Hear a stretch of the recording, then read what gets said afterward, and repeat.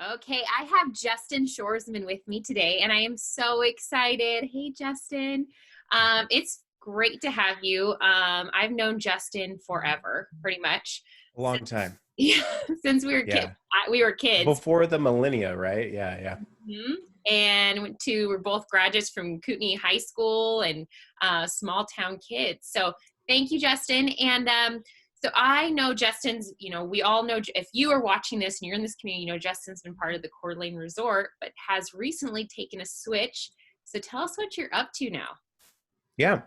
So as of August last year, I took a job at Kootenai Health. So I am their guest services manager. So there's a lot of different facets of that on a day to day. But the easiest way to possibly explain it is it's elevating the patient experience as much as we possibly can. Whether that's providing a support system, sometimes it's just an ear for a visitor. Sometimes it's, providing tools and things that people just forget when they are in an emergent situation, or, sometimes it's just clothes that they need to be able to discharge in. So it's a lot of different things. On the back end, it's a lot of building a positive work culture. So it was a huge reason why I was excited to work at Kootenai Health. It's got a great culture there, and my department and my boss and our team is a big part of making sure that is taken care of. It's a huge switch from probably what you've been doing for years. Yeah. So the common thread though through all of it is customer service. It's all about people. It's all about meeting needs of the guest. It's all about finding out quick solutions to quick problems. And a lot of that has to do with my background in hospitality and a lot of different things. So, yeah. Yeah, and community is such a huge piece of who you are as well. Yeah. So how has quarantine, the stay-at-home order, how has it affected you? I would say for the most part, my day to day is stayed the same.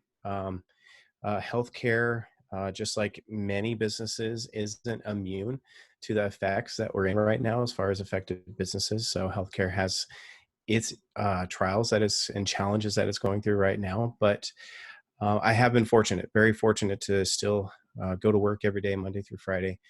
But as far as my day to day, it's still there. What I was just explaining, elevating the patient experience, doing what we can to help people, to guide people, keep our patients, keep our employees safe at Kootenai Health. So, yeah. Awesome. Well, like I was saying, you're a big part of the community. I want to get a little plug to a huge group that you're a part of, and that's the Core Group. Tell us a Yeah. little bit about the Core Group. If you're watching this and have no idea who these guys are, you need to. Tell us what you guys do in the community. Okay. So, very, very proud to be a part of this organization. So, I've been a member since 2013. I've been on the board for the last 2 years, actually going on three. And this year I'm the vice president. The last couple of years, also on the board. But really, what Core Group is all about is meeting the needs of the community whenever the community asks. A lot of times that has to do with other nonprofits. Sometimes it's just somebody that knows somebody that's like, hey, this person could really use some help. And there's a lot of manpower within the Core Group. And we have what we call a lot of sweat equity. So we're there to help people when they're in need. We started off being very small. So in 2004, a few young professionals in the area just said, you know what? We want to give back to the community. We're not in a point in our lives that our wallets can actually do anything for that, but we want to give back. And they wanted to build relationships with each other through the organization and then also through the community. So we do a lot of different things now. So some of our things that we're really, really proud of is the locker builds that we do across the school district. Starts with 271. We're branching out north and to the Lakeland Rathdrum district. So we've done lockers in Athol. We've done lockers in Rathdrum. We're really working on Spirit Lake in that area too. So we're moving out. We're branching out. We've almost hit every school in Kootenai, or excuse me, not Kootenai County, but 271. So for those of you that don't know what a locker is, real brief explanation. We provide a space for kids that are in need. Maybe it's a backpack, maybe it's a pair of shoes, maybe it's a pair of pants, things that are, maybe something that they're not getting at home, or they just don't have the ability to get at home as easily. and usually identified by a teacher, usually identified by a counselor, and they can just go to this space, and sometimes it's new or lightly used, and they can just grab something and have a new sweatshirt, a new jacket, a new pair of gloves. They can walk out of that locker and have something that they didn't have before they got to school that day. So we're really proud of that. So Yeah, and with kids, I want to say congratulations, helping raise $25,000 for the Children's Village a couple weeks ago. yeah, yeah, that was amazing. I have to honestly say, I went into that and I was thinking, okay, so these are the wines, these are the things that we had available that Naomi generously donated. And in our pre-planning, we're saying, okay, maybe $2,500, $3,000 total money raised for the day. And yeah, $25,000 just blew us away. We were flattened. We were absolutely flattened by the generosity from the community. It was something that we thought maybe 45 minutes to an hour we'll get through all these auctions, and then people kept like redonating and just saying, you know what, throw it back into that pool. I'm just going to give you guys the money anyway. Somebody else can take the wine. We just want to give to the Children's Village. And that process kept happening over and over, and the generosity from people just texting in donations was phenomenal. I've blown away by this community, and continually am blown away by the giving and generosity of the people that we live around. Yeah. So yeah, like I said, you're community based. You've been a hard worker. You've been part of this community. What inspires you, or who inspires you the most? Um, you know, I don't have per se a name. I would say that I have people, church organizations, volunteers, nonprofit organizations that, in points in my life, I might have been age 13 on a box of gifts that were handed to my family on Christmas for people that just knew that we were in need. Anonymous people, really, those are my motivation, because those people are the people that go out and spend their time, sometimes their money, sometimes their sweat equity to help kids in need. Is yeah, something that got me through a lot of hard times, and something that has been a driving force for me to make sure that I pass that down. I be that person. I do whatever I can with my time to make sure somebody else that's in need gets what they're looking for, or hopes to get what they need. Yeah, that's awesome.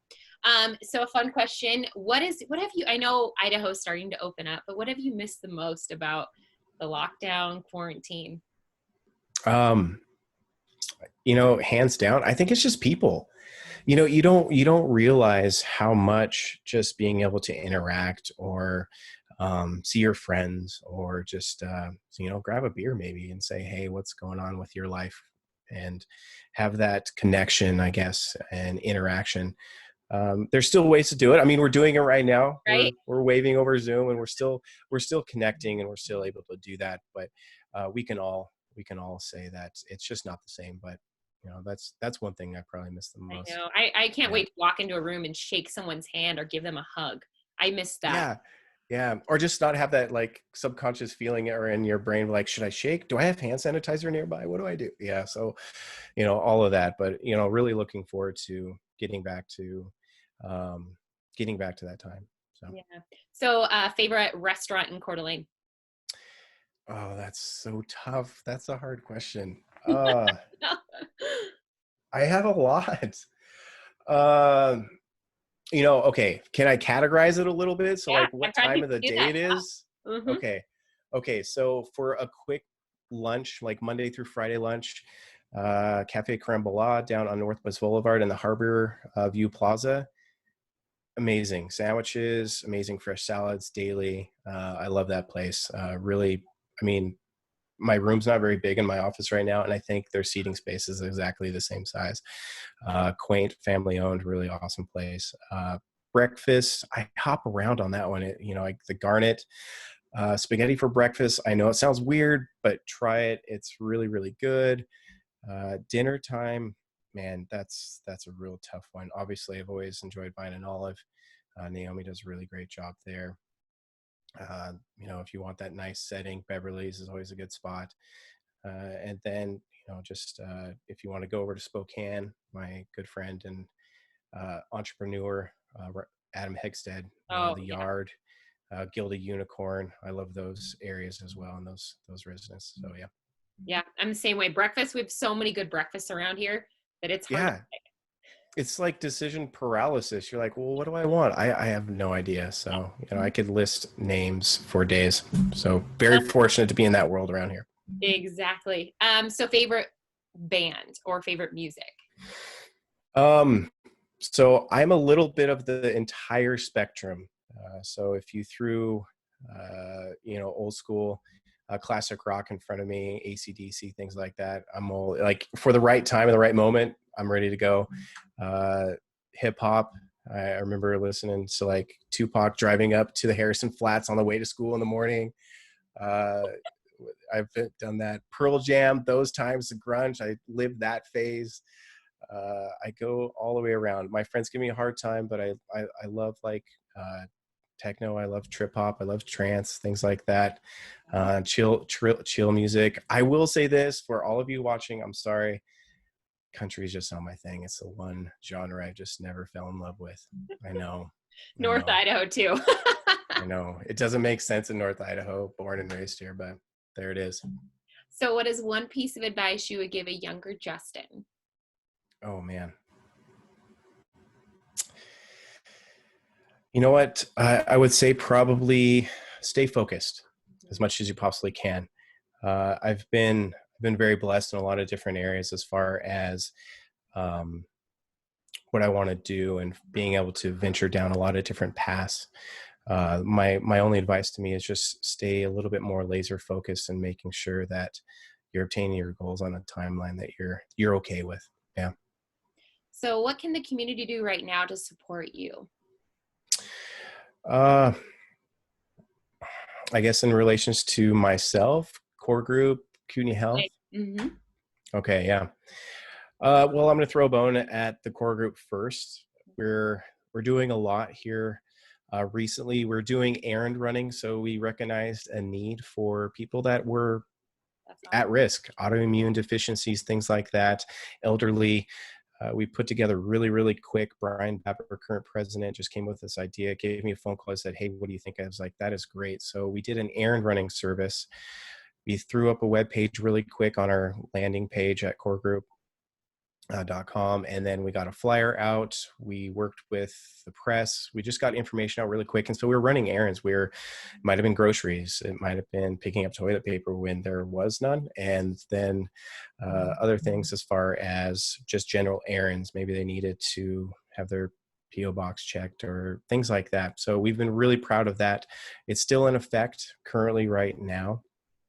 And then we're also have our ductory. Normally it's coming up like in like a week. So we do a duck race every year. First place has the chance to win $1,000, $10 per duck. You buy as many ducks as you would like. Typically we sell anywhere between 900 to 1,200 ducks a year. And we throw them in the lazy river at Silverwood. First duck to come across gets $1,000, so forth and so on. And then there's also a prize for last duck. But we have that. We're planning on it. We're thinking more towards the end of July. We're still trying to make that happen. We're still working with Silverwood on that. We're still trying to raise funds because those funds go directly into those lockers I was talking about earlier.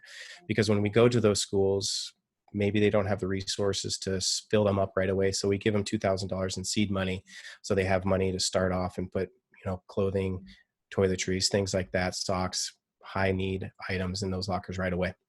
Yeah, this will be perfect too as school Yeah. starts back in the fall when, it's been Yeah. hard for people to buy things. Yeah. So to answer your question, if you know one in the community that's in need, maybe are still worried about going out in public, you can go to thecoregroup.com. You can go to our landing page. There's a link right there to fill out that errand. So if you know anybody, there's my ask for that. And then, yeah, if you know a core group member or you don't, you can buy a duck ticket and have a chance to win $1,000 from that duck derby. Perfect. Yeah. Uh, so any more how we can help you or, any way that we can help Justin? Um, Let me know how I can help the community. That's a big thing. It's really important to me. I purposely like to give my free time to help out wherever I can. Uh, Obviously, even in your time when you worked at the Children's Village. I mean, you just reached out to me for volunteering time, and it had huge results. So I always throw that out there to the community. If there's a nonprofit, or if there's just some cause that you want to get behind that is helping out our kids, helping out education in any way, yeah, you can please let me know, and happily lend my time or my services or my connections to make that happen for you. Talk about a mixologist. We had, Yeah. speaking of that event, we did kind of like a cooking show, but he was a mixologist and had the camera, live show. Now this is the second year that they did it. Yeah. Super successful event. And so Yeah. Yeah. So we rebooked. We're at the Jack again for the third year in a row. So we're going to be there October 23rd, tentatively. No changes yet on that schedule. So same thing, cocktails for a cause. Get your tickets are going to be on sale, hopefully by the end of July, early August. Last time I talked to Vanessa. And then they sell out of that event. yeah, because it is lower quantity just for the intimacy that it is a class, not kind of a class, but it is a class. I want to teach you something. 24 years in the bartending world, and I love spreading that knowledge to people that, especially around October, it's holiday season. It's time to maybe impress some friends, maybe impress some relatives, some in-laws, and you want to show them how to make an awesome cocktail. I'm there to help you out. Perfect. Well, leave us with one positive piece of advice. People are going through some rough times, whether it's mentally, physically, hardship, financially. What is one piece of advice you can give people during this tough time? Yeah, I would say I'm an optimist at heart. I am. And sometimes people don't recognize that there might always be a light at the end of the tunnel. It might be super faint, but it is there. Find ways to see it. Find ways to open that door to see it a little bit brighter. Focus on it. I think hope is important to always follow. Always have that somewhere close to your heart, somewhere close to your dreams, and close to your ambitions. Is hoping and dreaming that there's a light at the end of the tunnel, no matter how small. Find ways to make it bigger. Well, thank you so much. Yeah. I will tag Justin's, the core group and everything in the comments below. So thank you so much, Justin. And have a great day. You too. It's good to see you, Tab. See you.